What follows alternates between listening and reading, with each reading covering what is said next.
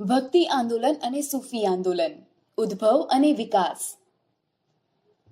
ભારતના મધ્યકાલીન સાંસ્કૃતિક ઘટનાક્રમની એક મહત્વપૂર્ણ ઘટના એટલે ભક્તિ અને સૂફી ચળવળ, જેનો હેતુ અજ્ઞાન, મિથ્યાચારો, દુઃખ અને યાતનાઓથી પીડિત લોકોને સાદો, સરળ, ધર્મયુક્ત માર્ગ બતાવવાનો હતો. સંતો પોતાના જીવનમાં ચરિતાર્થ કરેલા ઉપદેશ જનતાને આપતા, તેથી તેનો ઊંડો પ્રભાવ પડતો. તેના કારણે ધર્મમાં ઊંચ નીચના ભેદભાવ, માન્યતાઓ, અંધશ્રદ્ધાઓ, વિવિધ ધર્મોની વાડાબંધીની અવગણના કરી ભક્તિ માર્ગના દ્વાર બધા માટે ખુલી ગયા. ભક્તિ અને સૂફી આંદોલને હિન્દુ મુસ્લિમ સાંસ્કૃતિક સમન્વયને જન્મ આપ્યો અને એક નવા જ યુગની શરૂઆત થઈ. મોટાભાગના સંતો સગુણવાદી હતા. તેઓ ઐક્યના હિમાયતી હતા તથા ધર્મ અને સંપ્રદાયની એકતામાં માનતા હતા. સામાજિક સમાનતાના પક્ષકાર હતા. તેમના મતે ઈશ્વર નિર્ગુણ, નિરાકાર અને અવર્ણનીય છે. મૂર્તિ પૂજા અને ક્રિયાકાંડના તેઓ વિરોધી હતા. તેમણે લોકોને સાદી ભાષામાં ઉપદેશ આપ્યો. લોકો સમજી શકે તેવી ભાષામાં સાહિત્ય અને પદોની રચના કરી.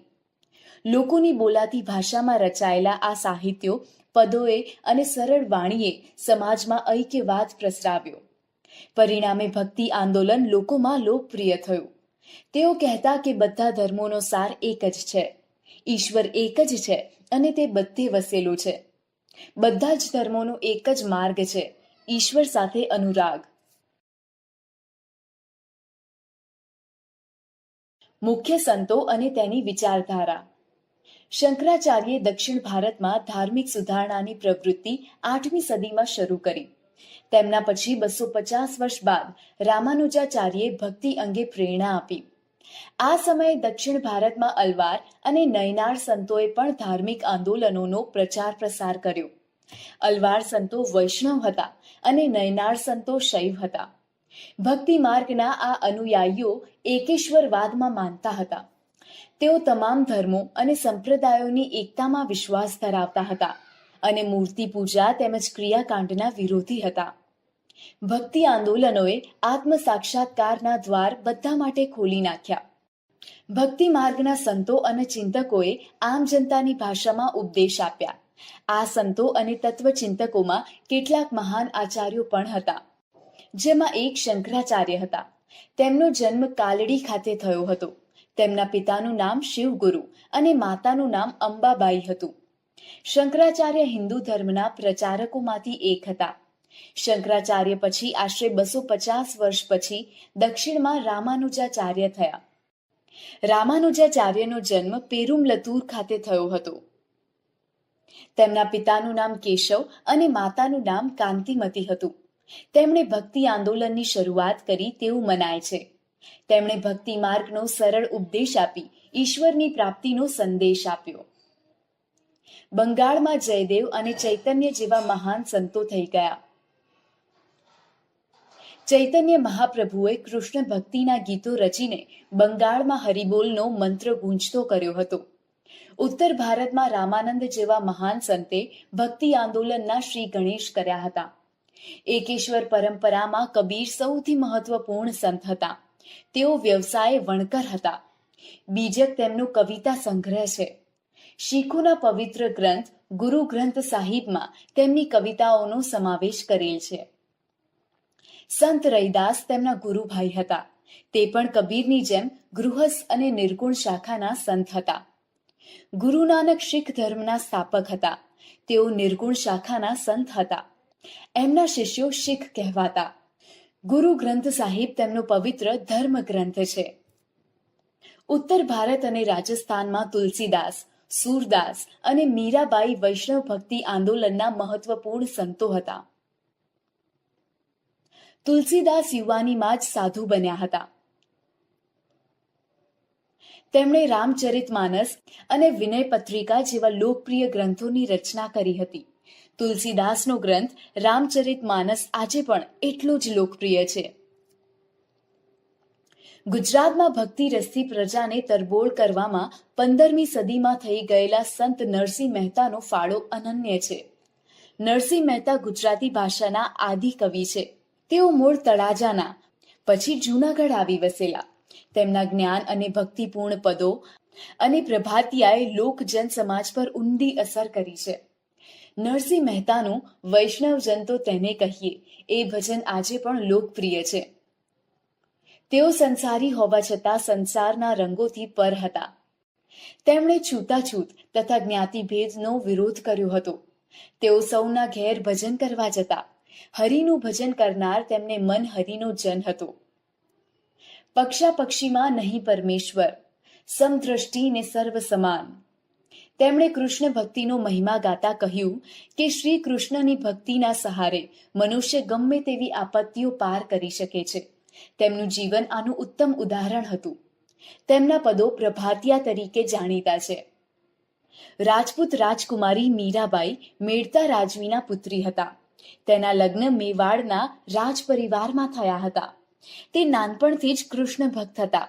શ્રી કૃષ્ણને તે ગિરધાર ગોપાલના રૂપમાં જ પૂજતા હતા.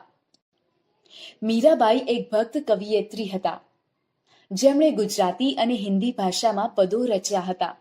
તેમણે રચેલા પદ નરસિંહ અને કબીરના પદની જેમ લોકપ્રિય છે.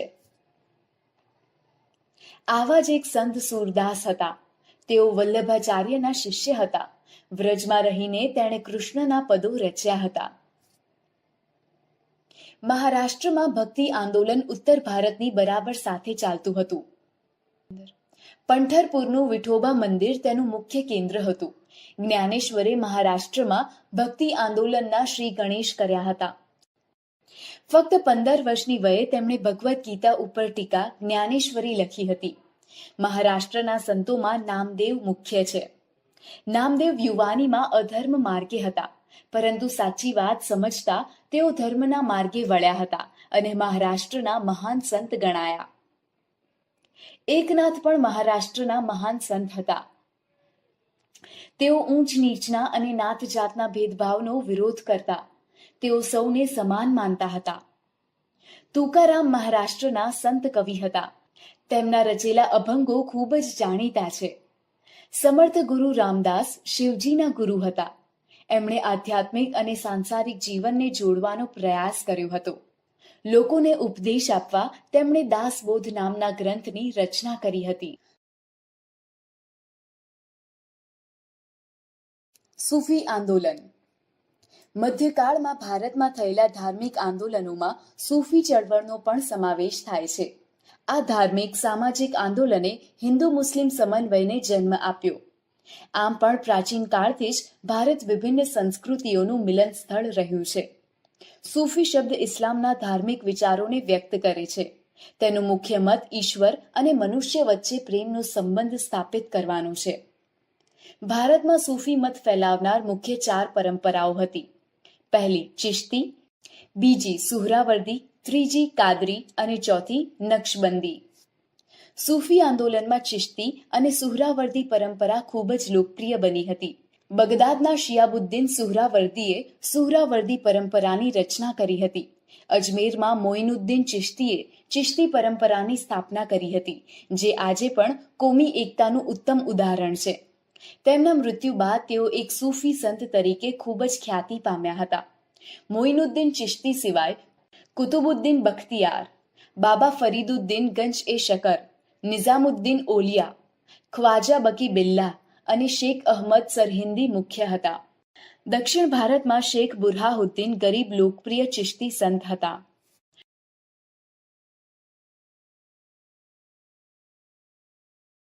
ભક્તિ અને સૂફી આંદોલનની અસરો.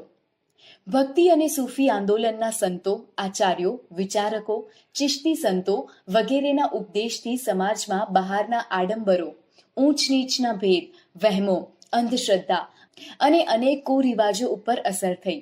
ધર્મનો સાચો અર્થ સામાન્ય માણસ સમજી શકતો ન હતો. તે હવે સમજવા લાગ્યો કે ઈશ્વર સર્વેનો છે.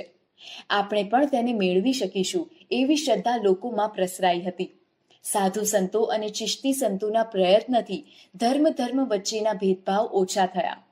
કબીર જેવા સંતોના શિષ્યોમાં હિન્દુ મુસ્લિમોનો સમાવેશ થતો હતો. આ આંદોલનની અસર ઊંચ નીચના ભેદભાવ પર પડી હતી.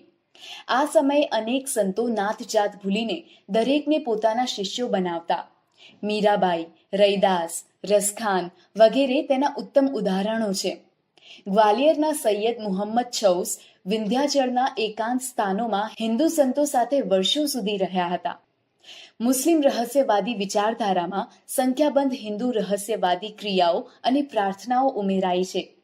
સૂફીઓએ હિન્દુઓની કેટલીક ધર્મક્રિયા વિધિઓ અપનાવી હતી.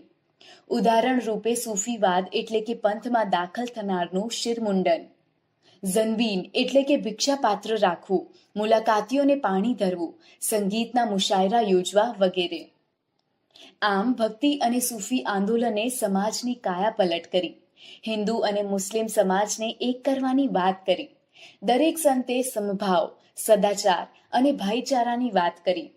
આમ પણ ભારત દેશ અનેક સંસ્કૃતિઓ અને ધર્મોનો આશ્રય સ્થાન છે, જેમાં મધ્યકાલીન સંતોએ પોતાના સરળ ઉપદેશોથી પ્રાણ પૂર્યા.